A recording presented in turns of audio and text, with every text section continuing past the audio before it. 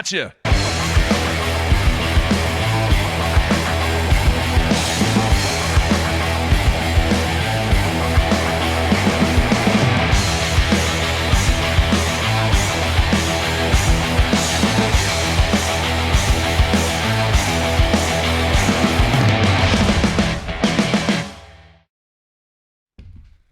Good Monday, everybody. Welcome once again to BTL Bass Talk Live, where we're going to talk bass fishing and anything else that we want to talk about. Matthew, a very, very exciting week in professional bass fishing. All kinds of stuff going on. The Red Crest, stop number 2 in the back-to-back on Lake Cayuga or Cayuga Lake on the Elite Series. And then a little Costa going on at the Potomac. So a very, very busy time. And we have a lot to talk about some craziness that went on at the SLR over the past weekend. Look at the screen. Yeah. We're both not wearing hats. Well, school started for me, man. I'm in the classroom. We both have our hair combed to the side. And we're both wearing horizontally striped polo shirts. We did not talk to each other this morning and have this all I don't know whether set up. God, I hope I'm not turning into you. I didn't even know you owned a polo. I had no idea. Well, this is the most comfortable AFCO polo that I have ever had in my life. It's like a stretchy material, but it's like thick enough to where it doesn't show the nipples through the shirt. Oh, you ever had one of those shirts, but it's like that material, and you know what I'm talking about. Rob in Pennsylvania says, you look like the first day of school. Wow. I can't get over that. I'm going to have to put a hat on or a T-shirt or something for the second segment. But it was a wild weekend. Yeah, we have a wild weekend. A lot to talk about what went down at the SLR. And the favorite came up just a little short by a furious rally by Micah Frazier coming from the 10th position, and just a crazy, crazy final day. And I can't imagine what it's like to go out and catch 20 pounds, almost 21 pounds, be the favorite, be in control, lose some fish, and then end up finishing in second by a guy that goes out and catches almost 26 pounds of smallmouth. Yeah, so basically, what happened was we were going in, and as we were preparing for this Elite Series tournament, they'd had about a 6-week break. We were coming in and looking at some of the weights that had taken at the tournaments, and then the college guys that were there, and the river had been high, and it was a little bit different time of the year. I blew it. We thought it would take upwards approaching 100. Van Dam last year had, 95 pounds. I thought it would that the century mark could be approached on the final day. So did I. And it only ended up taking 86 and change to get the job done. But as it went through, Chris Johnson dropped 24 plus on the first day. But then there was a lot of those 22, 23 pound bags, and we never really saw a big bag. And there was one guy that was kind of consistent throughout, who had just gone 20, 20, 20. And you had the favorites that were up at the top with Johnson and then Chris Zaldane. And then Micah Frazier comes in. He weighs in first and drops 25 and a half on the scales, and then sits in the hot seat and just watches everyone try to catch him, and no one can. And at the end, Micah Frazier gets his first Elite Series win. Remember when he first came on the scene, one of the very first tournaments he ever fished, he came over from FLW, Mark, was on the Sabine River. And I remember he was sharing an area with Shaw Grigsby. That was an interesting one to me because afterwards Shaw Grigsby came off and they were talking about how respectful he was, what a great young man he was, how easily he was to fish around. They were fishing in close quarters and what a bright future he had. And then he's kind of assumed that role of quiet consistency and then just breaks out of the cage in a massive way with that 25-pound limit, and no one could catch him. I mean, and the weights were tight, but he was way behind. And especially, in a 5 bass limit, you don't think that on a smallmouth fishery where everyone is stacked so close that you can make that big of a jump. I mean, we've seen some massive come from behind victories over the past 5 years on the Elite Series, and this one ranks, I mean, I put this one as more impressive than Randy Howell's in the Classic, and right up there with Edwin's. Obviously, the magnitude between a Classic and a regular season Elite Series, but as far as shock value, I think everybody was shocked. Yeah. Seriously, I think the fans were shocked. I think the anglers were shocked. And just it was quite interesting to listen to what Frazier had to say on stage, too. And here in a moment, I'm actually going to play a clip from the weigh-in, and he said some interesting stuff. Did you realize, and I don't know if you knew this or not, Matthew, he had never been there before. No, he had to have. He absolutely had to have. I think the areas that he fished Oh, the areas that he fished. Yeah. Yeah, Chris Johnson said the same thing. He fished all the areas that he'd never fished before, even though he just won a lot on Lake Ontario and the mouth of the river there. But yeah, a lot of guys fish new areas. Yeah. A lot of new techniques came into play. We hadn't seen a Ned rig play massive in that. Prototype for him. It's weird that the St. Lawrence River, where you think smallmouth, same thing over and over every year, spinnerbait, drop shot, tube. And then you look at what Van Dam did with the spy bait. It's been one on a drop shot. It's been one on a spy bait. Yeah. It's been one on a Ned rig now. And then what Kennedy did by using that big glide bait as a search bait for a fishery that everyone goes, well, this is how it's going to be won, where it's going to be won in the weight. We've seen some really cool techniques and changing techniques come into play as we revisit that fishery over and over, and as we see it kind of transform over the past 6-7 years. I agree. It was good to see some guys that had been struggling a little bit this year really bounce back. The biggest name that I felt like who had a really, really good tournament was Steve Kennedy. Yeah, he came in with the top 10 and kept saying, I think my fish are going away. There's that one day of clouds that really changed the complexion of this tournament. It prevented Chris Johnson from getting ahead of the field because he was unable to sight fish, which is what he was doing most of it. It prevented Steve Kennedy from having that big third day because he was getting the followers to bite. It allowed Chris Zaldain and those guys who were fishing deeper, Micah Frazier, that 12 to 40 foot range, to kind of get back into it. And I think that third day of competition kind of kept that field closer together, which allowed him. Yeah, once again, Zaldain having a huge day 3. We've seen that before, and then not able to capitalize on that huge day 3. Yeah, he'll put it together eventually. Yeah. But it was cool what he did on day 3, though. Quite possibly. Yeah. And I want to bring this up before we get to your audio with Micah Frazier and what he had to say about his win. The worst bad luck week in the history of the Elite Series for one angler. Okay. Do you know who I'm talking about? No. His brother fishes it. Corey Johnson. Okay. Now, if you don't know anything about the tournament, he came in with 15-15 on day 1. Yeah. What the hell is Corey Johnson coming in with 15-15? Yeah, what happened? That's his deal. I mean, he's won tournaments up there. I'm just going to read his Instagram posts from day 1, and this will explain what happened. And then there's a second part to it that's a real kick to the you-know-what afterwards. All right. He posted this after day 1. He said, as Zona stated, which, by the way, Zona was on the water. Amazing. Yeah. Great. Educational. I mean, they did some really good in-depth on the water stuff. Yeah. As Zona, this is from Corey Johnson. As Zona stated, my day-to-day was a hot mess, and that's putting it lightly. I couldn't have messed up a day more if I tried. First thing this AM, I had mechanical issues halfway up the river and called a buddy to lend me his boat. He had it full of gas and had it to me in 30 minutes. I take off down the river and realize that the trolling motor is loose, so I took my time getting to my spot. Did you know any of this stuff? I fished for 30 minutes before the trolling motor falls off the boat. Oh, jeez. We get it back on with one bolt, and I continue to fish. I then head back to check-in thinking I have time to spare. When my buddy reset his graphs to delete everything prior to bringing me the boat, all the waypoints, to make it legal. You know, you have your marshal look at it. Yeah, there's no waypoints. Okay, you can get in this loaner boat.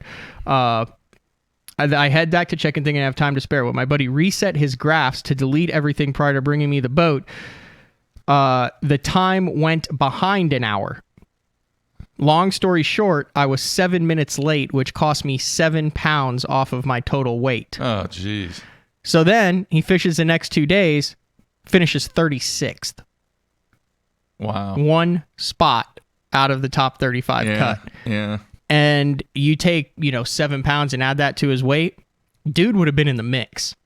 Yeah. Like top 5 mix going into the final day. Yeah. No doubt. No, you're right. And he's been waiting for this tournament forever. Yeah. Same with Chris. Well, and Chris had the winning fish on. I mean, it's not like he's not he gonna lost get 5+ pounder two of the 4 days at least. Yeah. Which I guess is par for the course when you're, throwing those light lines and baits like that. But, I mean, it was interesting also. Remember, Rick Morris did really well a couple years ago on a Carolina rig. A number of those guys throwing a Carolina rig this week, too, to kind of stay in the mix. But, all right, Micah Frazier. Yeah, it was really, really cool stuff, though, on the water. And I agree with you 100%. The stuff that Zona was doing was amazing. All right, I want to play this clip real quick. This is right after he weighed in, and I want you to listen to some of his comments, and hopefully you'll pick up on this one thing. Let me get it queued up here. Hollow cavity tail on it, so it'll create some buoyancy and it floats. Every fish dragging a Ned across a few shoals, and I want to say something else.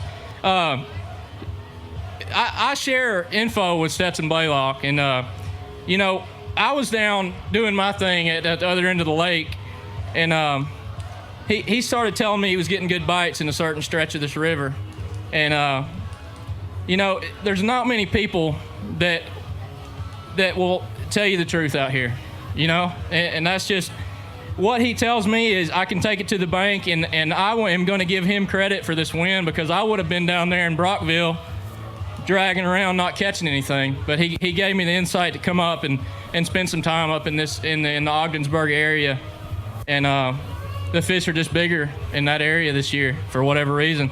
Last year I think it was Brockville that was better, but that's the key here. You have to land in the right section of the river, and if you do, you catch better quality fish, it seems like. And that's What do you think about his comments? Stand-up guy. I mean, totally legal. They're allowed to share info with other competitors, as long as those other competitors are still in that tournament. I think it's pretty cool, man. I really do. I think for him, and the other thing is they have some companies that are in line. Yeah. Is it the Yum? Yeah. Pradco. Yeah. So it was really neat to see a situation like that. Now, some people might say that takes away from his win because he actually had help. Who says that? Believe me, I saw some stuff out there. Well, then you got to take away Ott's first Elite Series win on the river when Swindle gave it to him. That's exactly what I was going to bring up. Classic win because of Keith Poche. You got to take. I mean, when that element is in play with sharing information, which it always has been. And this is the first year ever in the history of professional bass fishing on the BPT where there was no information sharing between anglers during the tournament. That's an element. For every one time that works out like that, there's probably 10 times that it doesn't work out. Yeah. So, but yeah, I thought that was very, very cool. Classy stand-up deal. So you brought up something else. Stetson Blaylock and Micah Frazier started their careers where? FLW Tour. Taking a look at the Angler of the Year standings, where Scott Canterbury now leads by 16 points over Bill Lowen. Drew Cook stayed in there. 10 of the top 15 in the Elite Series standings have fished at least 1 year of FLW, and 7 of the top 10 have fished FLW with their, their career starting. And, you got Scott Canterbury, Chris Johnson, Matt Herring, Corey Johnson, Stetson Blaylock, Drew Benton, Micah Frazier, Matt Airy, Shane LaHue, Brandon Cobb. Those guys are all in the top 16, 17 of the Angler of the Year standings. Yeah. That's kind of an interesting shift to see that. And those guys coming over from FLW last year, big impact on the standings. Mm-hmm. So, yeah, it's interesting. And then also the greenfish played a lot too. They did. What about you want to go back to the posturing that we talked about last week? We were right. A couple of the top 20 bags came out there. Hunter Shryock, big bag there. We actually saw Greg DePalma actually fish for some largemouth. I think Bill Lowen had primarily smallmouth though, didn't he? Which was kind of interesting. Yeah. But some big largemouth came in too. Big comeback for Seth Feider there. I mean, there were a number of guys who you thought would really crush him this tournament who did, but also some that really struggled. I mean, it didn't seem easy. A lot of guys with like that smaller bag and then would come in with a 22-pound bag the next day. So Right place at the right time, man. Yep, and they keep bringing the crowds back. I mean, it's not like they're bringing a country star in for those weigh-ins. It's not like, they're not giving away a they boat love it for up it. there. They come out there and hang out, and having been there, I was a little envious of the people that were there. It's a great place to be up there.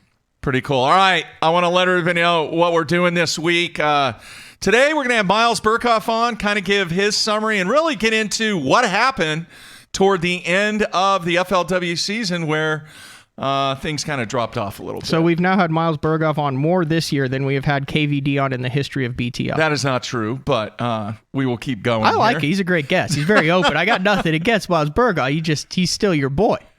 I like the guy. He's got it going on, but at the same time, we made a big deal about his Rookie of the Year run, and he failed to execute. Would you agree with that? Yeah, we'll ask him All about right. that. He agreed to come on and actually talk about it. I mean, you got to admire somebody that wants to come on and talk about failure.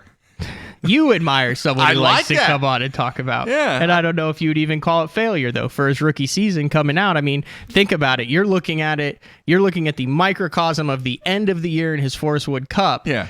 I'm looking at it as a whole, saying, does it matter? Now, what if he had a bad start and then came on really strong I at agree. the end? He had a good year. I'm not saying he didn't have a good year. To an end. I just want to know what the heck happened. Yep. So because he was on a roll. So we're going to have him on the second half, and then you got the man. Yeah, and he was really, really cool, folks. We're going to have Brian Thrift on tomorrow. He is actually going to be on the water practicing, and we're going to do everything we can. He agreed to come on while he is practicing for the Costa that I believe is taking place on the Potomac. It's supposed to be really tough. Like the locals aren't catching him. No one's catching him. It's going to be like a total grinder. Sounds like a Brian Thrift event. All right, so we're going to have Brian Thrift on, talk about his season, talk about his win, talk about everything that he has going on.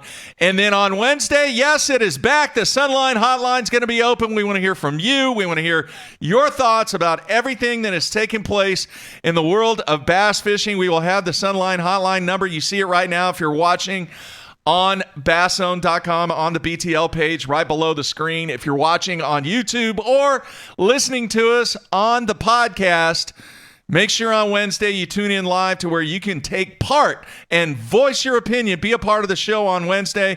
Always a good time when we do that, Matthew, and looking forward to it. And today's also the last day of Red Crest practice out of La Crosse, Wisconsin. Yeah. Very interesting to see how the dynamics will change in that tournament as far as strategy. A lot of anglers on there. Todd Faircloth, Aaron Martins, Cliff Pace did not make it. So he's not in there. But Faircloth and Aaron Martins are. Yeah. A lot of guys with history on that river. It'll be interesting to see how that format changes. Are we going to see a lot of 1.5 pound smallmouth from current breaks? Are we going to see the frog play? Can you get enough bites on the frog to keep pace with that? I think you're going to see a familiar setting with different strategy going into the next 5-6 days of Red Crest. Yeah. Also, big announcement for us today. You will see during the commercial break, we have 2 new sponsors. We want to welcome Gamakatsu and Spro, new sponsors of BTL, folks. Please support the people that support what we do. It takes a tremendous amount of effort from these companies to get involved with us. So 2 brand new ones. Are these even on the market yet? I don't know. John Cruz smoked him on the new, what are they calling it? The John Cruz Spin John 80. Yeah. It's like a spy bait. Yeah. He caught like 22 pounds on it on the St. Lawrence River. Yeah. All right, coming back with Miles Burghoff. Everybody stay tuned. We'll be right back.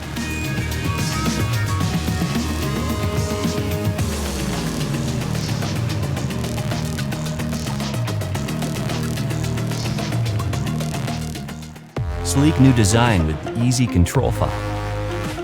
The clearest images underwater with uncompromising range. Live mapping from the touchscreen.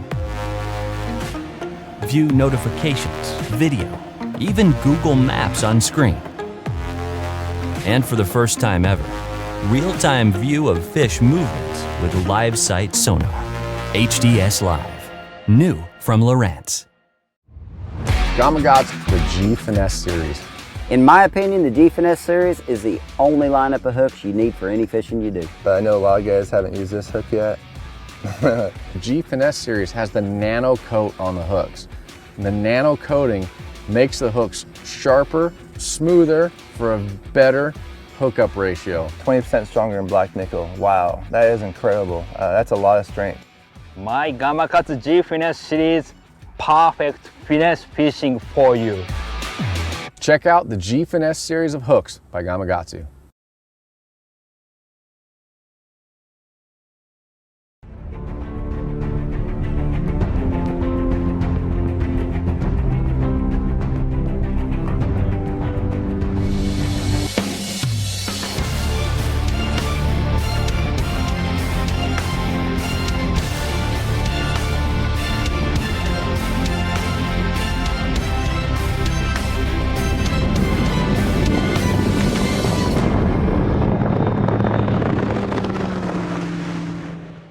Guys, Gerald Swindle, Sunline Pro Staff. If you're a flipper, a slackline hook setter, you're really putting a lot of impact into your hook set, look for the shooter. It comes off the smooth, really smooth. Like when you're flipping, it is smooth. If you're gonna be drop shotting and cranking, Sniper's the deal, man.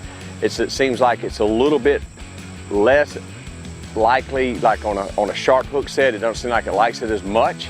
But for coming off the spool on spinning rod, leaders, cranking, like if I'm gonna throw a big plug at Guntersville, I've still got strong tensile strength. It's not gonna give out on me, but yet the line's thin enough it'll get down. So to me, shooter takes a hook set, Snipers for everything else. So if you're gonna slack line them, go shooter.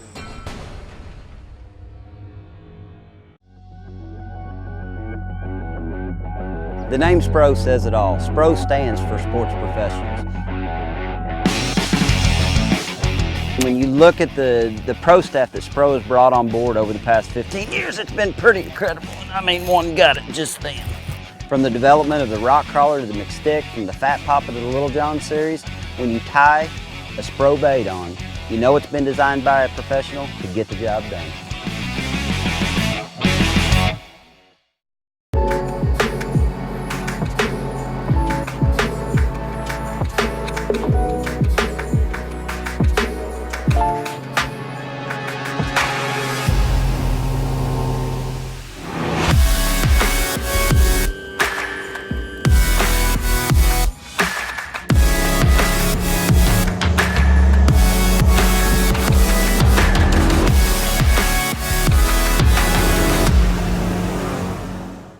At Duckett Fishing, we have assembled the top pros in the country to help us design rods to give you a competitive advantage.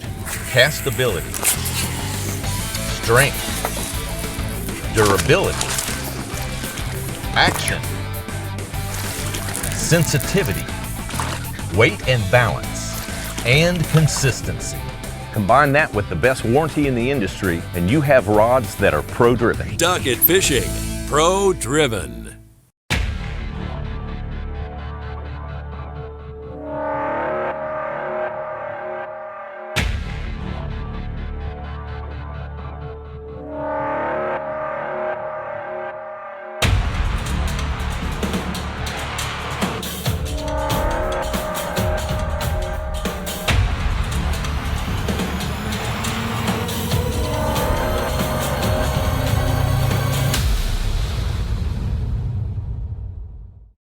AFCO has a new foul weather rain suit called the Hydronaut. A lot of the features that I really like about it first is the speed vent hood. If it's raining out, you know how a person gets wet is when you run down the lake and the hood comes down. With the speed vent hood, it's going to stay up. It has a camera mount in the pocket on the chest. The Hydronaut has a 2-layer, 100% waterproof nylon shell. If you're interested in a rain suit that has a lot of cool features that's going to keep you dry, you need to check out the Hydronaut from AFCO. I got my power pole down, stuck in the mud in the bottom of the lake, sitting so still in the wind and the waves, could even be a hurricane. I got my power pole down.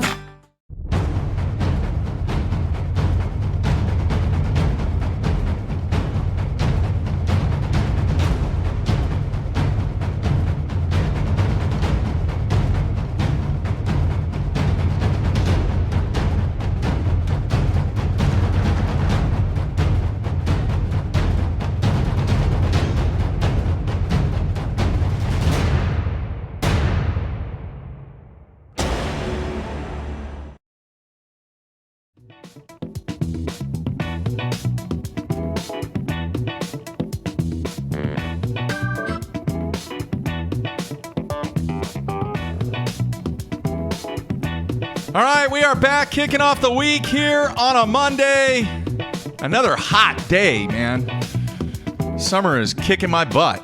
It's about to be over. It's less than a week away from the start of college football. It's still You know what I was hot. thinking of? Excuse me. Yeah. Coming into this week, we talk about bass fishing, anything else we want to talk about.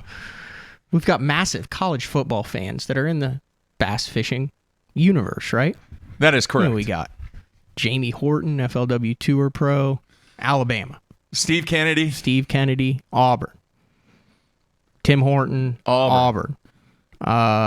We've got Georgia fans. Yeah. Florida fans, Shaw Grigsby. Yeah. Oklahoma, Brad Hallman. Bunch of different guys. Could we do a professional angler preview of their college football? Do you think the viewers would like that? Just get 5 or 6 of them on from some of the bigger schools and what they think about their teams. I don't know how many are year. into it that much to where they. Well, we know Brad is. Brad could tell you who the third string DB is on the Sooner scout team. You think Miles is a fan? Do you think he has a? Nah. I don't know. He doesn't. No, he doesn't really recently strike me as the college football type. Yeah. But I know Jamie Horton could definitely tell you about Alabama, and Steve Kennedy could definitely tell you about Auburn. So there's 3 right there that hit 3 of our big fan bases. Yellis could tell you about Oregon too. Yeah, that's perfect. Yeah. I'm just throwing that out there for show ideas going into 2 weeks. If you guys like that idea, I mean, if not, if you want to, stick to spy baits, drop shots, and Ned rigs, we can most certainly do that too. I don't know. We'll see. Is that a bad idea? No, not really. I like it. I just don't think that they're going to be prepared enough. You don't think those 3 guys are well prepared? I don't. I think they're very busy. Brad has like 7 subscriptions they're very to busy. OU insider stuff. And I know Jamie Horton. Jamie Horton busy. spent his own money to wrap the back half of his truck that said Roll Tide with elephants on it. And Steve Kennedy has an Auburn Tiger wrap on his boat. Maybe. That's your homework. Look into it. See if it's a possibility. All right. Time to go to our special guest once again. On BTL, one of my favorite guys out there, and we welcome him. I believe he's in Connecticut, Matthew. What's in Connecticut? Little vacay. Oh, vacation. Yeah, little vacay, little R&R. Is there any lakes in Connecticut? Oh, a ton of them. Like what? All over the place, man. I don't know what they're called. They're everywhere. Just like New York. Are they natural lakes in Connecticut? I think so. I don't know. We can ask him. Miles, you there, man? I am here. All right, let me get you queued up. Do we hit it on the nail on the head? Not a huge college football guy. Not a big college football fan. I mean, I'm sure that I could get into it, but really, coming from California, we're not big in the college football. Yeah. So yeah, your instincts were correct. Well, you're kind of in the middle of it now, being in Tennessee, though. Oh yeah. I mean, Tennessee's a big deal.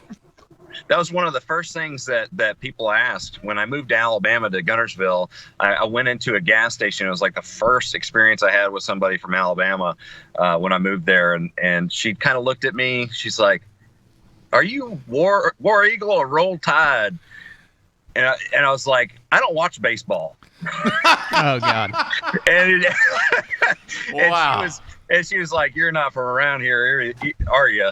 And I was like, nope, not at all. I had the same experience. I moved from Illinois, and we were all in the hockey team at OU, and we go to our first football game in 2005. They played Texas Christian, which was in the Mountain West at the time. It was like an easy opening game, and OU lost, barely lost. And we're like, oh, that's a good game. And man, we were almost won. All of us are from all up north, of course. We come out of the stadium, and there's just like grown men sobbing on benches.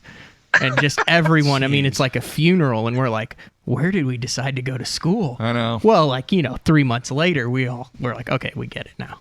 I know. All right, Miles. Hey, appreciate you coming on once again.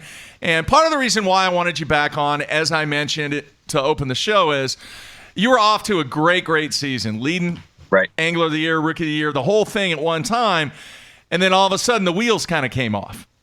They did. And Matt, I agree with what Matt said. Matt said, hey, look, the dude still had a good season. Yeah, you did.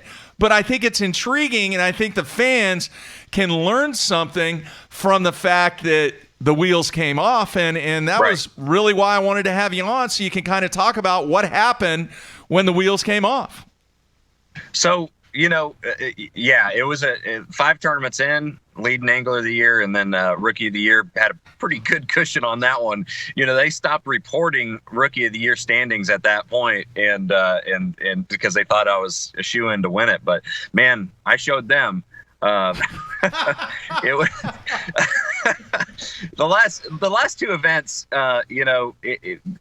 Occasionally you have those bombs, and you just hope that it doesn't happen in a situation where you're leading one of the big points races, especially not both of them that you have on your goal list. And going into Chick, I've always struggled on the TBA. That's the reason why I've lived on TBA lakes the last 2 times, and I seem to make bad decisions at those events. And that one had one thing going, which actually happened to be what the guys ended up winning on. I was throwing a swim jig and a wacky rig. I mean, John Cox, that's exactly how he dominated that event. And but I only had that one thing going in one region of the lake, and kind of found that those big females had left the area. And then at Champlain, I ended up finding one pattern. Again, this is the trend. Found one pattern, and it was a frog bite down in Ticonderoga. That was the biggest bummer, is it was dominated down there, and I still did terrible in that event. But I focused on one thing, a frog bite up in the willow trees, and when you do that after that event, and I talked to you, Mark, at ICAST, when you fall that hard on your face, exactly that you have some things to work on. So it was actually a plus in my book. Obviously I was severely disappointed that I didn't win Rookie of the Year, and really disappointed that I didn't win Angler of the Year. But at that point, after those events, I was able to look back at them and say, there's definitely some things I have to work on. And in the case of this year, it was diversification during practice and finding different patterns, finding A, B, C, and D patterns to run and be able to adjust, especially like down in Ticonderoga. That's a perfect example where the water was falling. It was the pattern was dependent on high water. I didn't have anything else. And when you make an hour and a half long run to get down there, and you don't have a lot of time to adjust. So I really fell flat in my practice. And that's the one thing that I try to explain to people, is that when you fail that hard, it's the best learning opportunity that you've got, because exactly you have some things to work on. And so I can say I didn't deserve to win Rookie of the Year, and I definitely didn't deserve to win Angler of the Year this year. But the things that I learned in those 2 events really will serve me well in the future. All right, let's talk about the positive. Matt's always saying that I'm, Mr. Negative over here. I want to know what you took away from your game this year that you can really build upon going forward from the success that you've had during the season.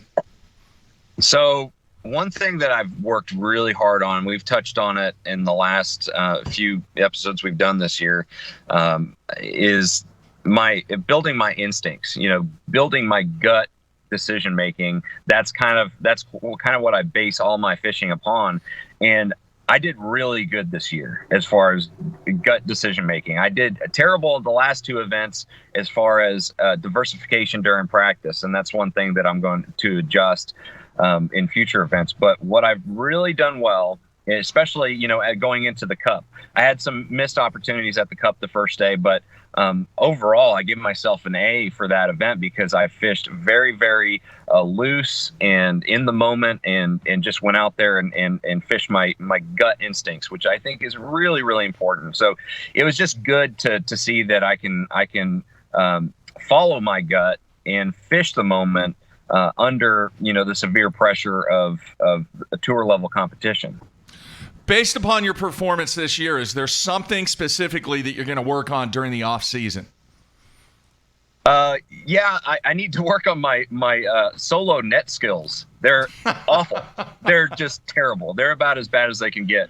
I'd do a lot better with a little bit of practice on the net skills. There's a net out there, and the only guy I've seen use it is Michael Simonton. He used to fish the Elite Series. Now he guides on Lake Erie. He's also a teacher. And it's like a trout salmon net for guides, but it's got the same circumference as a regular net, but it's got like a short handheld handle on it. It doesn't have that long, obtrusive handle. It's like 6 inches long with a grip on it. It's amazing how easy it is to maneuver that thing.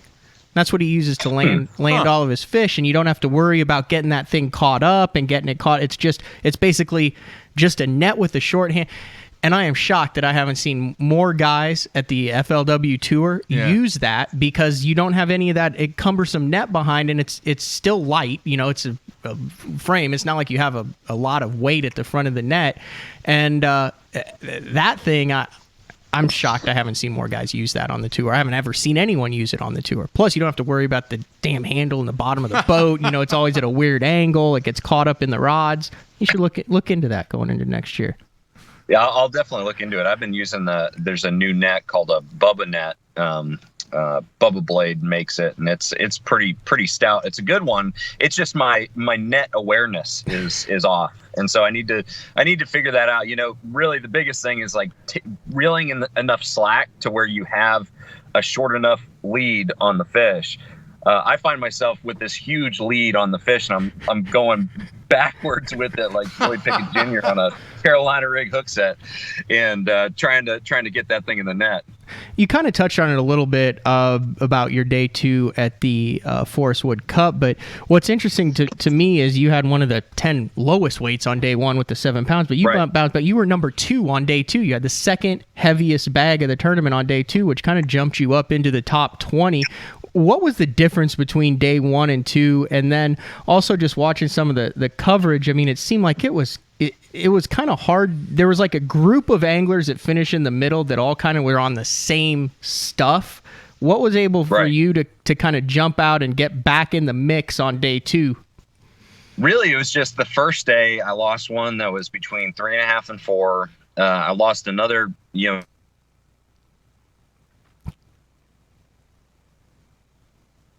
We lost him. Connecticut must have poor I mean, geez, it was Skype. It was great coverage. Was that on your end, or that's got to be on his end? No. Let's see. It was great up until that sure point. We'll get him back on the line really quick. This happens about once a month. It's the joys of technology. Which, speaking of which, were you impressed with the service that the Elite Series was able to get on their live coverage? Oh yeah. I mean, half of that river's in Canada, folks. I mean, when they do it on Lake St. Clair and stuff, you get the guys in Canada, and they're kind of SOL on that. But for the most part, Bass Live had great coverage with everyone. All right, I'm going to go on a little wager here. And say his phone died? Yeah. That's what I'm thinking. Because the signal was really, really, really good. It just went away. So we got the majority of it in, didn't we? I think so. Yeah, because it says that he is. I guarantee you that's what happened. He thought his phone was. Maybe here's what happened. He probably has one of those truck. Does your truck charge when the truck's off? My truck charges when the truck's off.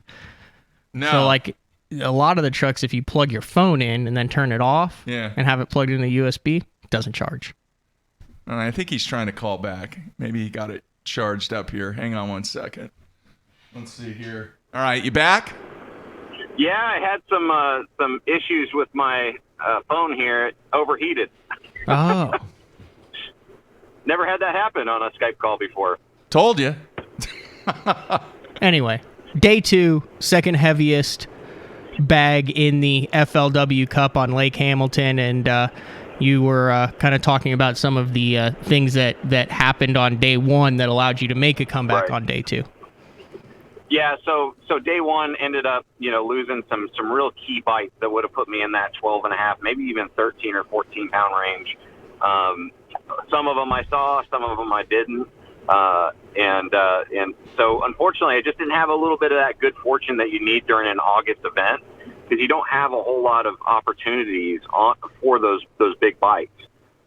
So lost those fish the first day, and just kind of, went out and did the same thing the next day, but was really diligent about putting trailer hooks on, my buzz bait, and just making some adjustments needed to get those fish in the boat. And I got a little bit of good luck that day. I've actually asked Wesley Strader this and asked Jacob Wheeler this, but you have now experienced the what it is like to compete against Brian Thrift. You actually blow for blow for the majority of the season, but having fished against him, seen what he does at the Cup, how good is he? And have you had any interaction with him throughout the year? I actually filmed my first real experience with Brian was filming our show Sweetwater with him on Lake Norman, and for a good portion of the morning he was kind of mopping me up, man. He was catching fish after fish behind me, in front of me. It didn't matter.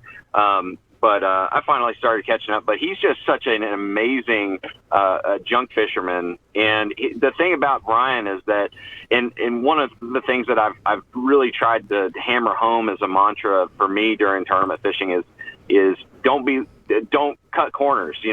He's got one rod. He's got like 25 rods on the deck at every event, and he's got one rod that he'll use for one cast, but he'll catch one fish on it that makes all the difference in the tournament to me. And so I really do think that his junk fishing expertise is really what separates him from the field, because he's not afraid to pick up that one rod for that one pitch or that one cast. And I've really kind of tried to adopt that mantra in my fishing. Don't be lazy. All right, very cool. Now you're in Connecticut, right? Right. All right, little rest and relaxation. Are you doing any fishing? Doing a little bit of fishing. We've got a little lake house up here where I ended up catching my first bass, smallmouth up here, and that's what got me hooked on bass fishing. So this is like a good opportunity for me to just get out with one rod, just go out there and go catch some fish on our little pond. And to answer your question, there are a ton of great lakes up here. They're all natural lakes pretty much. There's some reservoirs, but dude, the fishing up here is spectacular. These fish are hungry and they're really not pressured at all. I mentioned that. Isn't Paul Mueller a Connecticut guy? Yeah. Yeah. How close are you to his lake? He's always posting crazy pictures of smallmouth and crappie and lake trout and all sorts of crazy stuff. I have no idea where he lives, but I'd assume he probably fishes Candlewood a lot. That's probably the one. Yeah, that's probably the most popular lake in Connecticut. But I guess the Connecticut River is also someplace that they've had tournaments in the past. But I don't know anything but my little pond, really. Isn't Ken Brodeur, former Elite Series guy, wasn't he from Connecticut also? He might have been. Yeah, I always feel like he's from New Jersey, but that's just because Martin Brodeur played for the New Jersey Devils that was in the his hockey uncle team. or cousin or something. No, that was fake. That was fake? Kurt Dove lying to us, and I thought that for years. All right, man. Are you going to do anything during the kind of your break in between seasons? Are you going to fish any local tournaments? Are you doing anything like that, Miles? I'm not doing a whole lot of tournament fishing. I'm just trying to get everything dialed in for next year. We just got a new truck camper, which is going to it just changed the lifestyle on the road for sure. And so got a new truck camper, new truck. We're going to do a little bit of camping, but mostly right now, the off season, quote unquote, is the business side. Do a lot of social media stuff. I'm going to try to build my YouTube channel a little bit more. So for everybody out there, visit Sonar Fishing. Just kind of get everything dialed in, sponsorships and everything for next year. All right, man. Well, have fun on your little vacay up there. I appreciate it, guys. Yeah, it's really nice to kind of decompress, and it's a little bit cooler up here. Not much, as you can tell by my phone going into overheat mode. But it's really nice to be able to get up here and kind of decompress after a busy season. All right, man. Best of luck to you, Miles. I will be in touch and look forward to a great 2020 for you, and we'll have you on again. Awesome. Thank you, guys. All right, man. Take care. All right, see you. All right, see you. All right, there you have it. Miles Burghoff, and interesting. A lot of his downfall or a lot of the situation that occurred. Not necessarily on the water stuff, but a lot of mental, a lot of preparation, a lot of it's pretty amazing that he wasn't able to have success in Ticonderoga when that's where everything was pretty much caught for the most part. And the crazy thing is he had limits in all those. Obviously, he started the year, with a 12th to 36, 21st, and a 3rd and a 46th, and then he finished 117th and 121st, and then had that bad first day at the Cup. But he weighed in a limit all of those days. Yeah. And he actually didn't have a limit on Grand, where he finished 3rd. He didn't weigh in a limit every day on Seminole, where he finished 21st. Yeah. So just not able to find. That's I got a funny interesting. story about a phone overheating, fishing related, though. That's the first time that's happened, too. This just comes full circle. So I actually jumped on Bass Live with Mercer last year at the St. Lawrence River, just kind of talking about stuff that was going on during the day while he was doing it. And they have this deal with Bass where they three-way call you in, kind of like we do during the one-on-one live. You have your earpiece and you're listening to the guy in the truck. So he's saying, okay, you got 30 seconds or go. And well, my phone was sitting on the table there. Well, my phone overheats and goes dead. Mercer's doesn't, so I don't know it. So I can't hear anything in my ear, so I just keep talking. and I'm on Bass Live there, and Mercer's kind of looking at me like that, and then we wrap it up. We get that after the segment. He's like, dude, could you not hear him saying 15, 10, 5? And I was like, no, dude, it just went totally dead.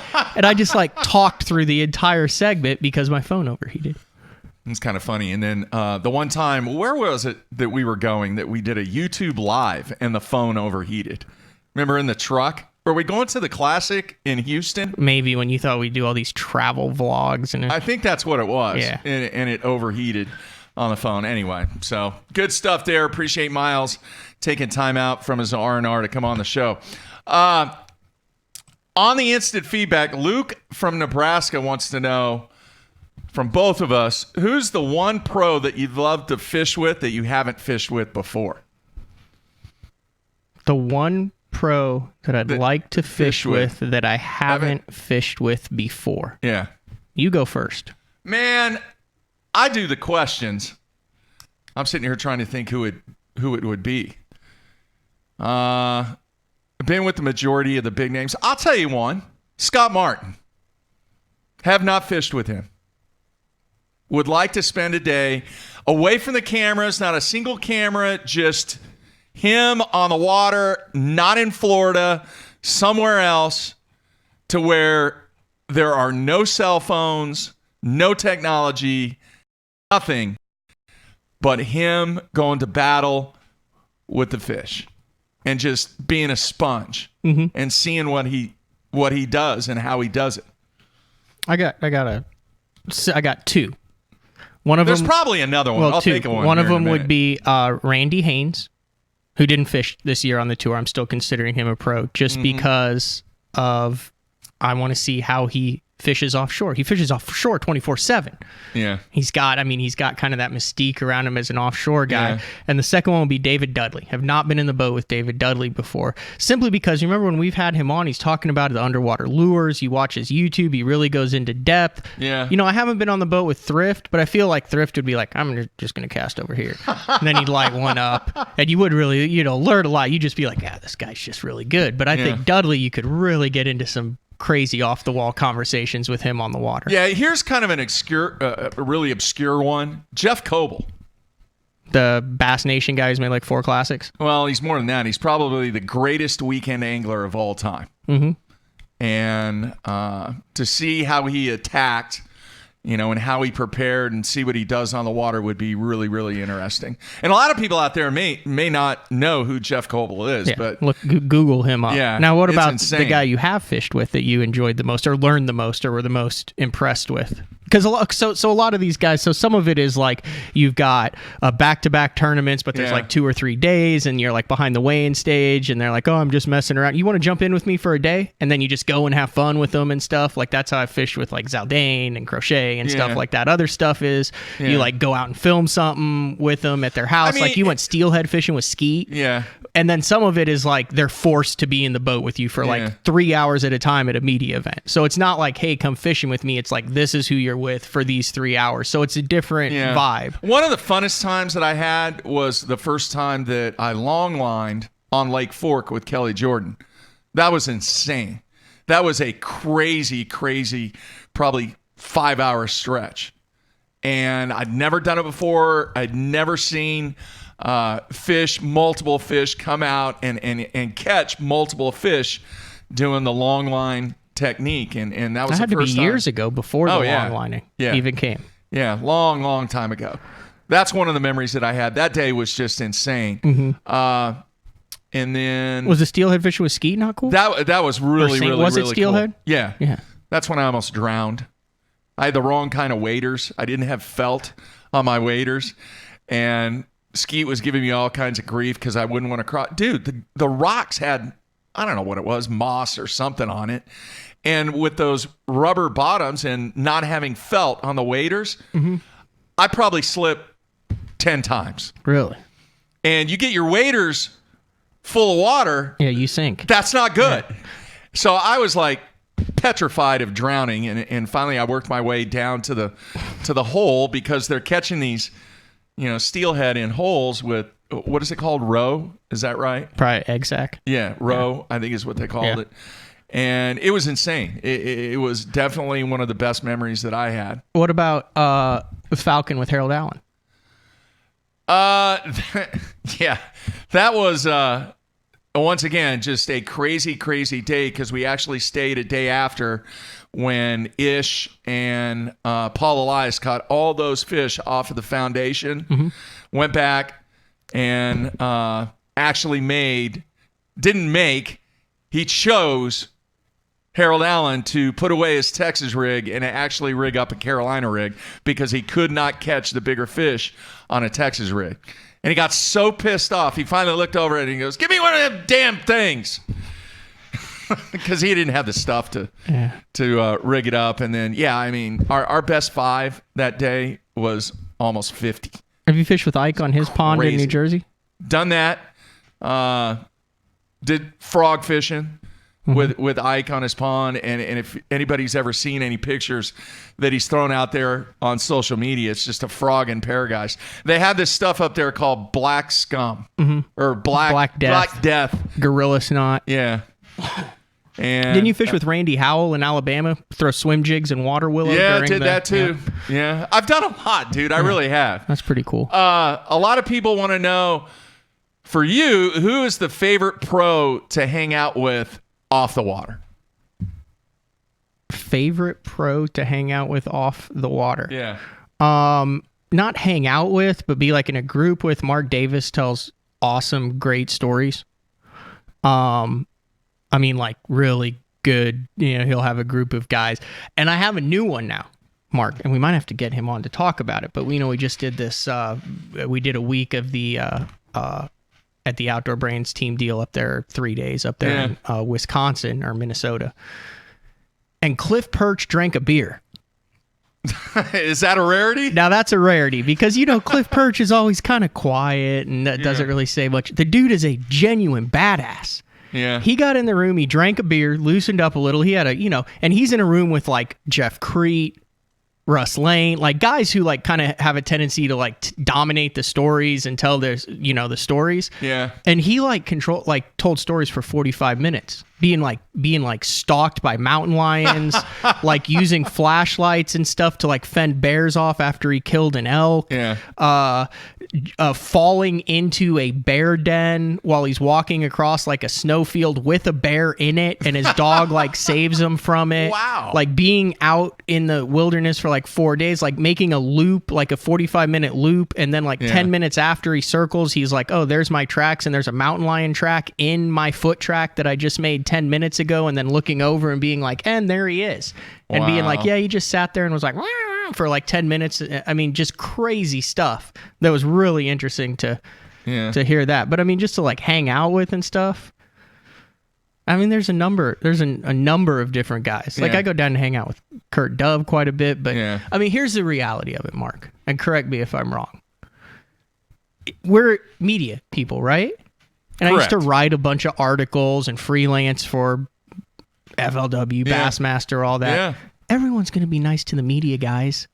If you're not nice to try to make friends with them, that's just a bad career move. So I'm well aware that there's a lot of guys who are friendly because they want you to write stuff about them and call them and do stuff. So I have a handful, 3 or 4 guys that, you'll talk to and talk nothing about fishing with. There are some out there, though, that if you ask a stupid question, they're going to let you know. Yep.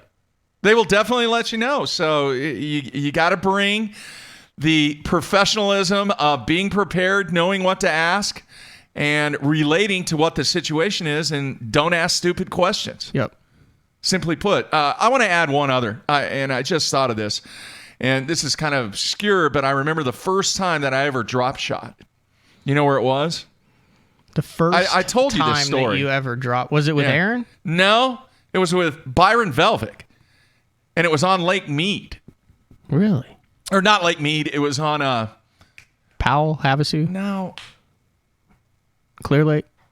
No, is it Lake Mead in Vegas? Yeah, that's Lake where Mead. the U.S. Jeez. Open is. God, You okay? man, I'm all right. In the Salt Cedars. And you can actually, we were sight fishing in like 20 foot of water in the Salt Cedars, straight down. It was crazy. Really? Yeah.